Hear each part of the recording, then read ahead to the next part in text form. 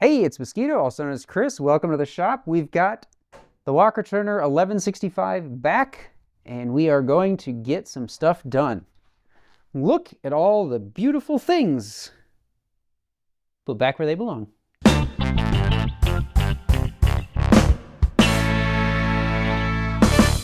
So this is the hardware that I'm going to be using. This is actually stainless because I think it'll look a little bit nicer, a little bit longer.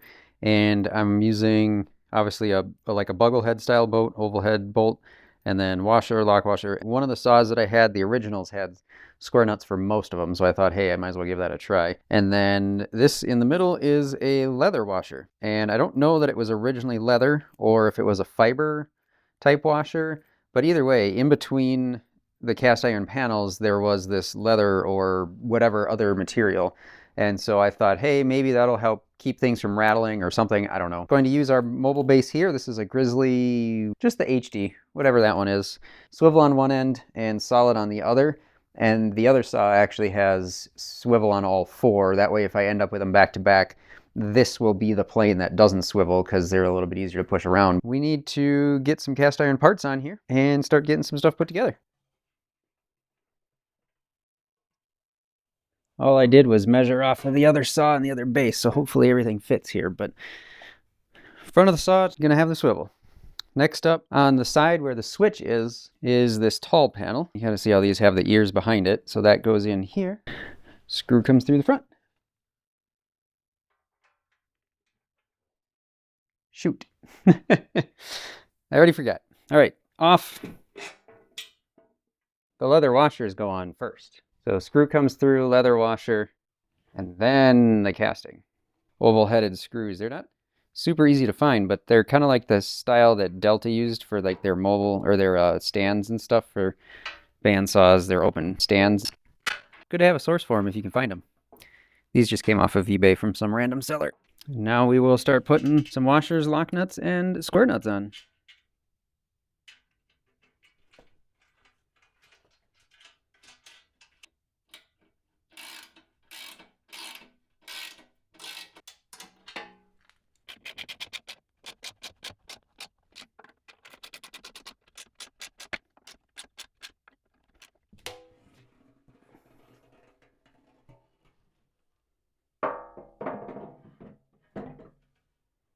I remember about assembling the last one. This was probably the more annoying part, was trying to get the leather washers in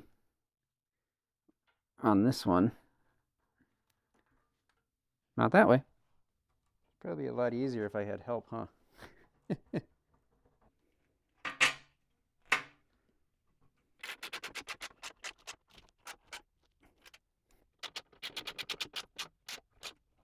One more panel to go and we're done. Run away! All right, and then our last one is this nice little one.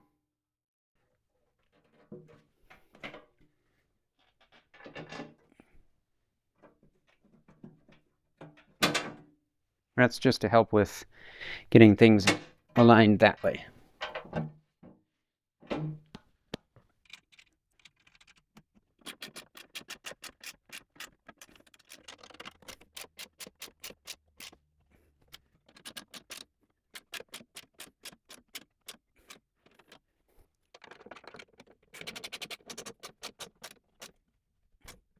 Next thing we've got to address is this hole.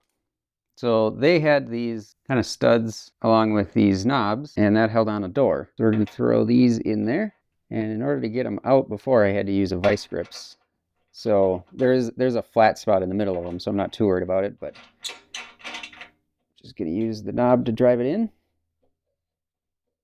And then I might have to use the vice grips in order to keep it from spinning to get the knob off. Here we go.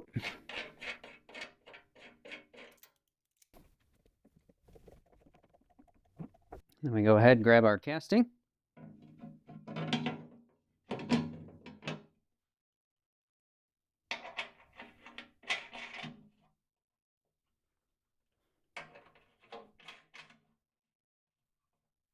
And that's your lower dust door. Next one up is this hole up here. And this is, they called it an inspection door, but realistically, I would be most likely to end up using it for something like a blade change. Just because that's probably going to be the easiest way to access everything once you need to.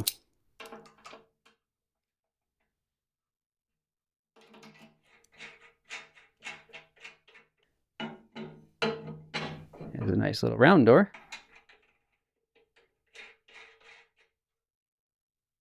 And there you have it.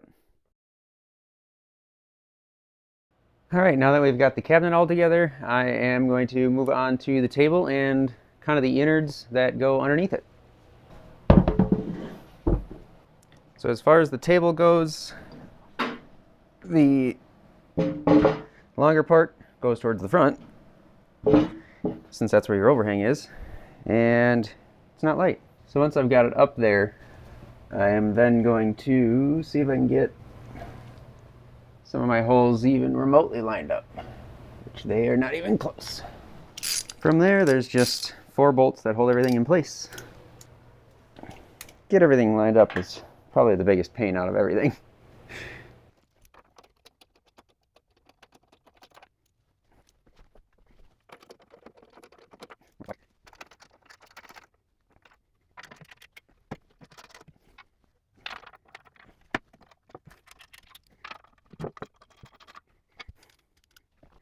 These saws, what I usually try to do, almost perfectly flush with the back of the cabinet here.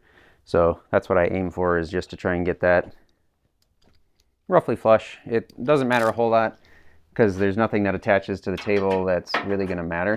So it's just a matter of sort of getting it lined up a little bit, and then we can always adjust this later if we have to. So it's not a huge deal. Just on there is better than not.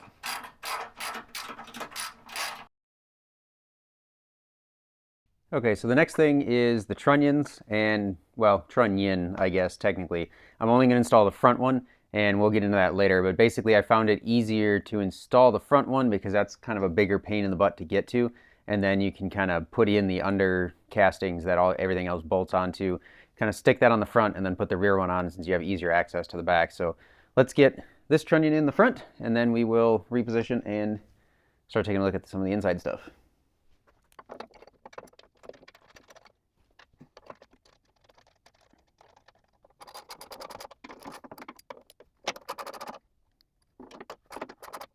And you don't have to go super tight on that, just because if you can manage to get it to be a little bit loose, that gives you a little bit of wiggle room when you're trying to get some of the other stuff in. We will start working on some of the stuff underneath. The way that I found was actually a little bit easier when I was kind of doing some mock-up stuff with the other saw was this main casting up here underneath first, and then I'll start working on getting all the stuff attached to it. When I took it apart, what I ended up doing is I took that whole thing out and then I took it apart. But part of that was because I didn't really know how everything was put together. So I just took it out and then figured it out from there. But in this case, since I know how it's supposed to go together, I think it's a little bit easier if I can just get that thing in before I start hanging a bunch of weight off of it. We've already got our first trunnion roughly in place. So just to run you through the steps, I'm going to put this in, kind of hook the front bracket on into the trunnion, and then I will get the back trunnion into the back part of the casting, and then try to bolt that up in place. See what happens. Oh, also, they have these little felt wipers, I guess, for probably lack of a better term, but I think they're there just to mainly sweep off some of the sawdust and whatnot on the bars that slide up and down, because these are the brackets that actually go up and down in the saw in this casting with the motor and the blade and all that kind of stuff. So I used the diode laser, cut them out to the same size as the old ones because they were pretty well shot and they were a lot larger than what that was supposed to be. So those are new. Otherwise, this one's all painted up, ready to go in.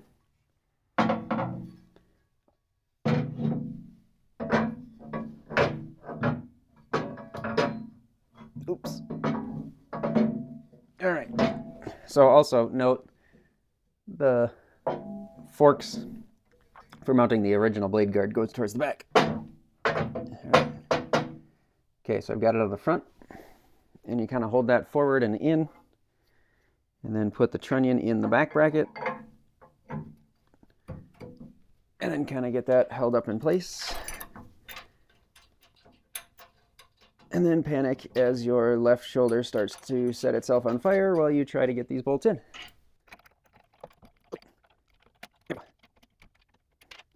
Trunnions are in place. They're not quite where they need to be yet, but that's okay. Basically, these trunnions have a little bit of wiggle room to them forward to back. There's these little tabs and slots that fit into each other that you can sort of slide them forward and back, I guess, and then you tighten them down wherever they need to be. So that's kind of how you set the tension on this swinging casting. Obviously, you don't want it so tight that you can't move the thing, but you also don't want it loose to the point where you're going to end up with any sort of slop in this mechanism either. For now, I'm just going to sort of make sure I can swing things a little bit, and then I will tighten them down.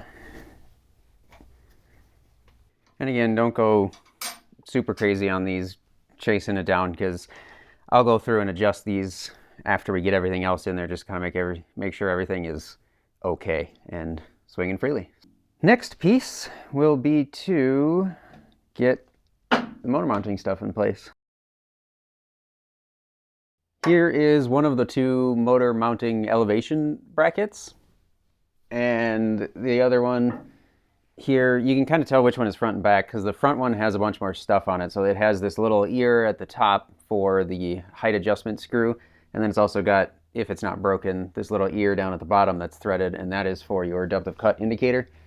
That is kind of the easiest way to figure out which way is up. So the ear for the depth adjustment screw, the elevation screw, is up, and that makes the motor mount port down. This shaft here that rides up and down inside of this casting, and there is a flat spot in one part of it, and then there's a set screw, so that's how that goes in place. And what you end up having to do is basically get this bracket on over it and then slide the bar up, tighten the set screw down, and then you're in business.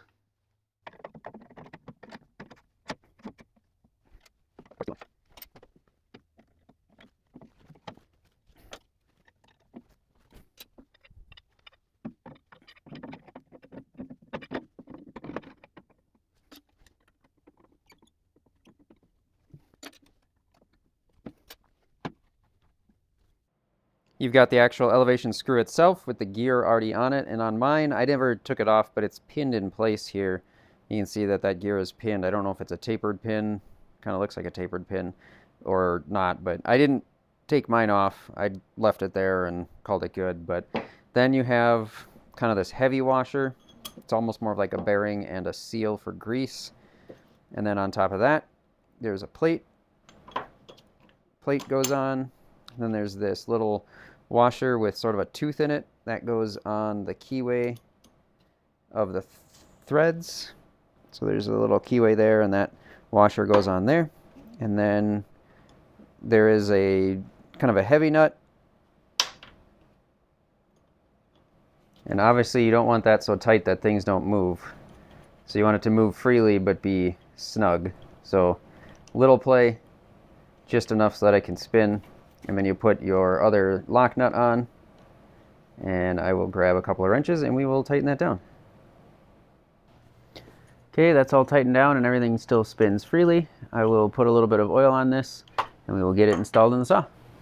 So here's the messy part. I've got, basically it's just some EP moly grease and some oil on this part. And then I actually use a wax-based, it's kind of like a chain lubrication for like bikes and motorcycles and stuff, but it's wax-based on the threads just because that's going to be in a lot of the sawdust, so I wanted to kind of keep it from getting all gummed up. And then the oil on the bottom, and so I'm going to use the grease for the gear. There's a bit of grease packed in there when I was taking it apart. It was pretty gummed up, but it was there nonetheless. I did put a grease zerk on the back of this one. This was the one that I had a bit of trouble getting out. And so there was a hole that I had drilled, but I had tapped it and put in a grease zerk there. So I may end up also shooting a little bit of extra grease in there once I get everything all assembled. But for now, I'm just going to slap some of this on there, make a big mess, and see if I can get this thing installed where it's supposed to be. Okay, so now that we've got a mess everywhere, let's see if we can get that in. This is the part that I don't remember though. I might have to take it out. I might have to take this out in order to get access to it. I don't remember. I hope that's not the case, because that would be a giant pain in the And we're back. Listen, I'm not perfect. It's been like 2 years since I took this thing apart, so forgive me. I forgot some things. And one of those things is with that square bracket on it that's used to hold this in place, you can't actually clear the casting. So you have to get this threaded in before you put that plate on the bottom. And in order to do that, you got to put this through here. And then you have to put this on. And all that fun. So this is going to be hard to show. But essentially, I'm just threading this elevation screw into the top casting while also going through the swinging casting. And because I've still got a healthy amount of grease on there, I'm trying not to make a huge mess. But yes, I forgot about this part, and I remember now just how obnoxious that was when I was taking it apart. So once this gets in there enough to clear it, so that I can get the plate and washers and everything on, we're going to go ahead and reinstall that post that this thing slides up and down on. And then we should be okay. Should be in the clear then.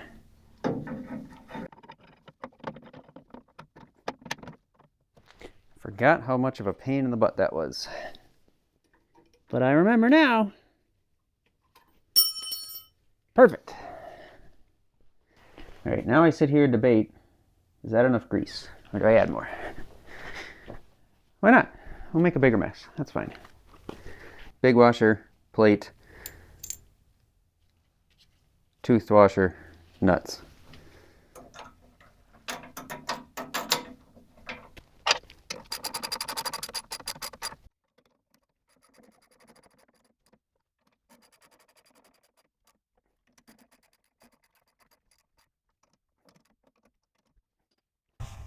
Now we have the motor mounting platform, and that mounts on down here. I've already got 2 of the pins, so mine were broken off when I disassembled this, but I was able to drive those out and get some new replacement pins. Those are sort of like alignment pins, I guess. It's helpful, certainly, to get the thing on there before you bolt things down. I think these were probably drilled out by hand at the factory, because you can see like this one looks pretty close to the center between top and bottom, but it's not side to side between those 2 bolt holes.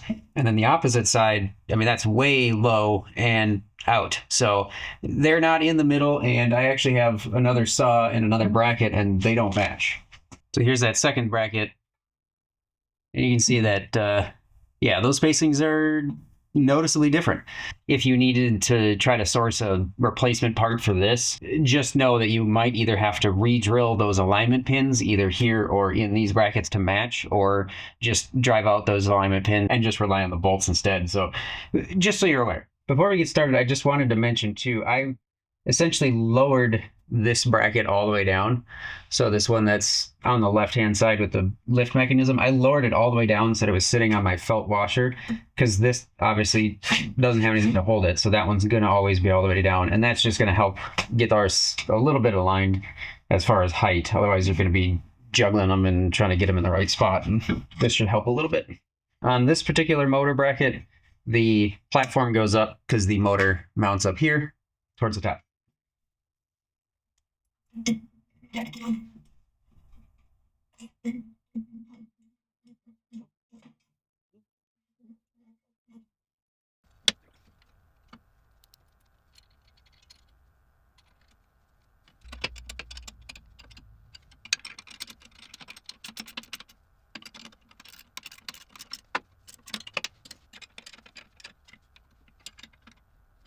We get to the part with the elevation screw, and this has to go in through the end here, and basically we have to get it to engage with the gear for the raise lower mechanism. I think I was able to just turn it in before. Anyway, there's a written description along with some more detailed pictures at blog.mosquitomade.com if you wanted to check this out. Go to blog by series and then you'll scroll down to find a series about this saw and then it'll be in there. So basically there is the elevator shaft with the screw on the end of it. There is a little brass, it's not quite a half circle, but it's maybe a third of a circle, 2/5 of a circle. I don't know. And so that goes in, there's a little recess here, and then there's also a set screw with a dog point on it, and that is basically going to interface with this brass piece here, and then there's a little screw hole over here, and that's where the set screw goes, and then you get that set screw to engage with that hole in the brass piece, and that's what holds it from sliding in and out. So there's two sides, I guess. There's the hole on one end and then it's blank on the other. I found it easiest if you put it so that the hole is up so that the piece kind of rests like this underneath, just because it's a little bit easier to get it to sit where it needs to be while you get the set screw in. So we will see what happens.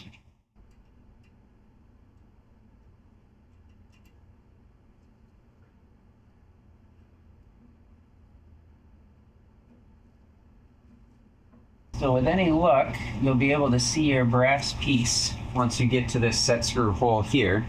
And then I have a little pick tool. It's just a little pointed thing. And I'll use that to kind of position the brass so that it looks centered. Again, this is in the blog in better detailed pictures, but basically you want to get that piece lined up and then put your set screw in. If you tighten that down all the way, this is going to be really hard to turn. So then what you do is you back it off just a little bit so that everything is nice and easy to turn. And then there's a nut that goes on that. Just do like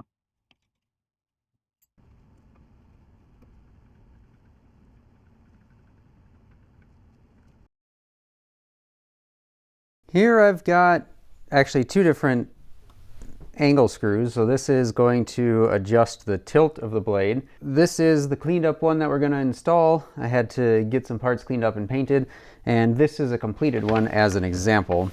You have the pair of nuts. So there's a nut and a lock nut. So basically what you do is you jam those together so that they don't move, and then this is a little metal collar that slides back and forth. And what this is going to be is adjustable. So you can move this up and then tighten it down wherever this is going to lock it in at the, I think this one is where it's at 45 degrees.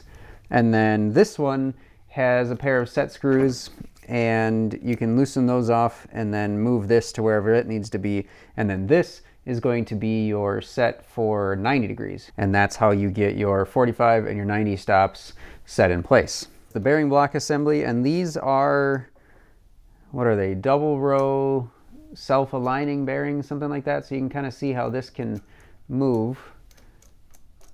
And that's because obviously as this undercasting tilts, this is going to have to move a little bit. If you can, try to keep this bearing.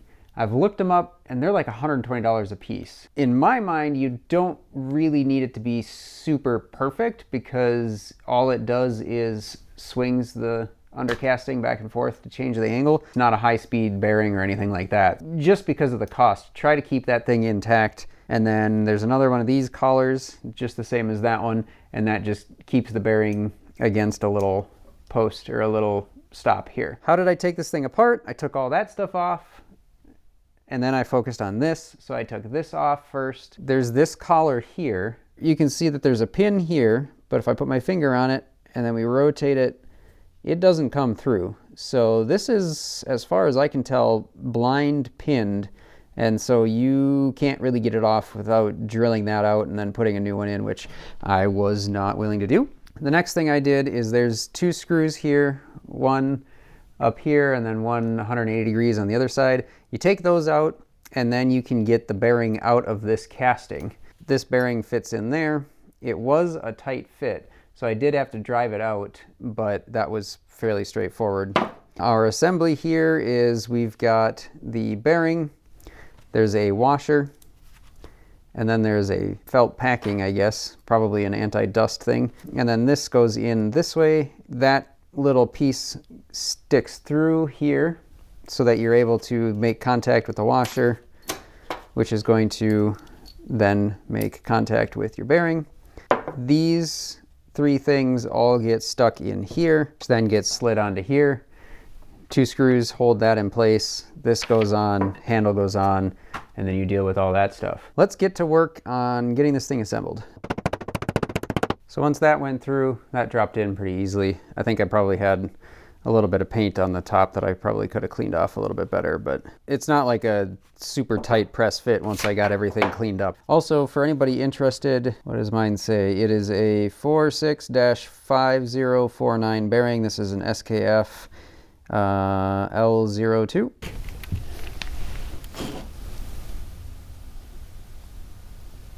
Self-aligning bearings aren't so bad. You can just sort of swing them all the way to get some grease on them. I think we are mostly cleaned up from that mess. Once again, that really doesn't need to be perfect because it's pretty slow speed. I mean, even if you're in a hurry, you're only cranking that thing so fast. And then our washer goes on, and then I'm going to put this on, and that gets pushed in place. And then I will grab a screwdriver. All right, when that's tightened down, now I put that on here.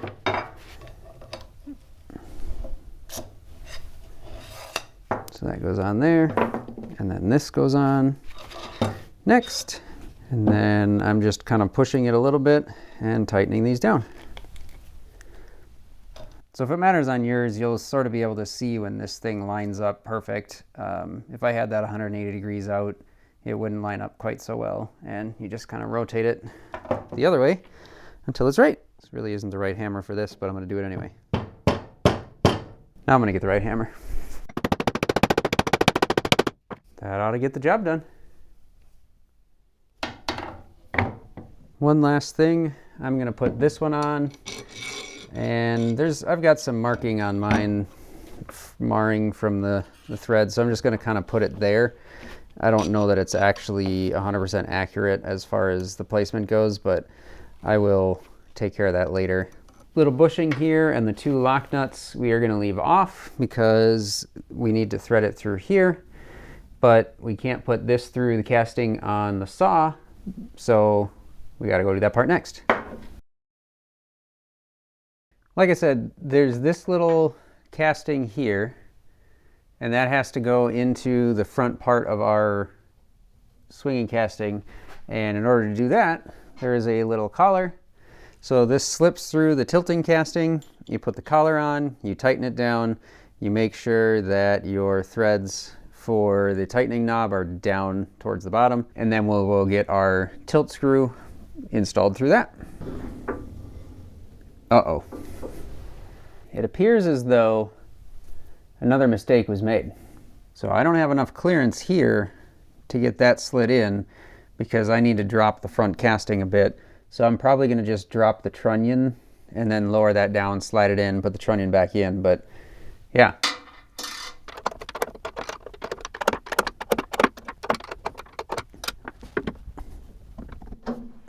All right, got that in place. I will tighten our trunnions back up. And again, I haven't fully adjusted these trunnions yet, so we are going to have to adjust them once we get everything in, just to make sure that we can get everything swinging the way it's supposed to. So after we get that in place, this just goes on the back side over here. So we'll slide that out a hair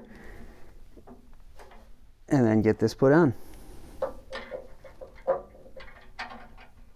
It's just back in here, and then you tighten it down, and then you rotate it, and you tighten the other set screw down, and you just want it to be able to move freely since it has to swing to make room for that casting. Next thing I'm going to do is I'm going to grab the elevation screw and we'll put that in.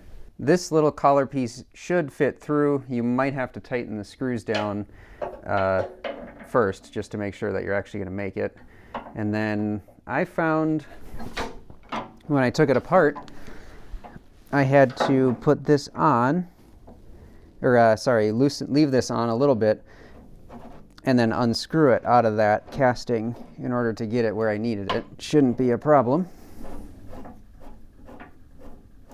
Just get this threaded in, and then we should be able to push it through. Okay.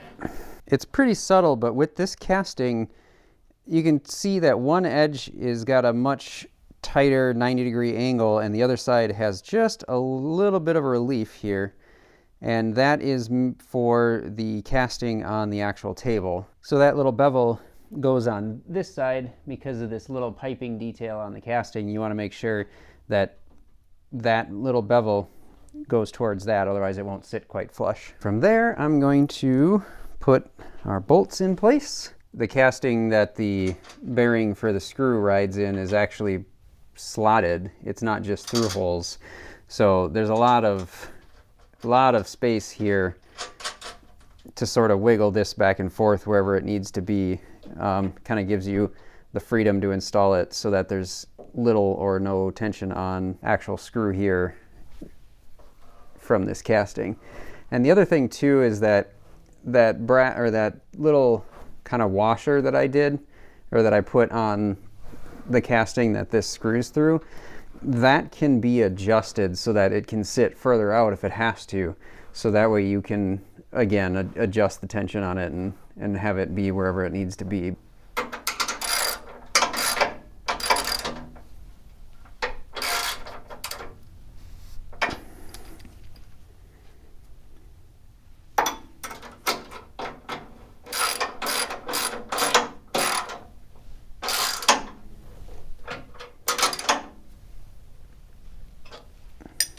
It is helpful when you put this on if you can get that collar so that the two set screws are facing up and kind of out, just that way you can still get to them. So I moved it back just a little bit to kind of give me maybe a 1/4 inch gap, 3/16, something like that.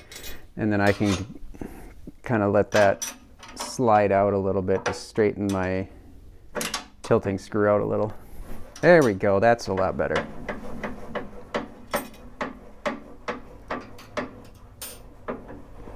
Now we're cooking. Next thing is going to be this bushing. So we get our bushing on there, and then we get one of our lock nuts, jam nuts, I guess, not lock nuts. Sorry, I've been screwing that up the whole time. Somebody's probably been yelling at me, but that's all right, I don't mind. And these don't really matter at this point because I don't have a motor nor a blade, so I can't really adjust this to be where it needs to be yet. So I'm just going to get them on there for now, and then we will worry about getting that set up when we actually start dialing things in. Okay, we've got a few more little touches here for this, and then we can go ahead and wrap this thing up for now. So I've got a couple of pieces here. I think this is going to be it for this installment. So this is just the scale. What I did is I took, I think it was just a white Scotch-Brite, sounds right, and some just simple green. Kind of cleaned everything up, got it all nice and clean. It actually came together really nicely as far as that goes. And then I just clear coated it. So I just put a matte clear over it, and I think it looks pretty good. This kind of post with a hole in the end of it and a screw, and that goes in a little tiny hole that's just up under the trunnion here. So that goes through there, and then you put the nut on the back of it and tighten it down. You have this pointer, so we are just going to pretend like we are perfectly at 0, which I guess technically is 90, but you know, we don't need to go there. So then before you tighten the nut down on the back, you would 0 this out. So we'll just pretend again like that's 0, and then we tighten the nut down on the back. And you just kind of twist it till it's right, and then you can see as we tilt this, obviously our pointer is going to move up the scale. I guess we'll go with that, and we will see what it's like once we actually get everything set up with the motor on it and the blade, and we can start doing some measurements. And the last piece is we've got a washer and this little T-handle thing, and that just goes into that locking bracket, and this will be used to tighten it down to lock in an angle. Kind of annoying, but you'll get there. I think that's going to do it for this one. We've got the swinging casting underneath, we've got the motor mounting mechanisms, we've got the elevation, we've got the tilt screw stuff, and I think that's a good place for this. There is a little bit more to be done underneath. There's a scale for like the height that needs to go on. I need to figure that out still. I have to get it painted up. There's no paint left on it, so I kind of need to get that wrapped up before I can get that thing installed. And then I got to go through the motor, and that's going to be an undertaking. So I've got to get the motor gone through, new bearings put in, make sure that all the wiring is good, fix anything that I have to in there, and then I'll probably get it painted up, and then we'll get it installed. But that'll be at a later one, because I think this one is already going to be long enough. But I am pretty happy with where this is, because now I just have to get the motor in it and it'll be usable. As always, I appreciate those of you that stuck around. I would definitely like it if you hit that subscribe button so that you can keep an eye on this project and anything else that I end up doing in the future. And I will catch you in the next one.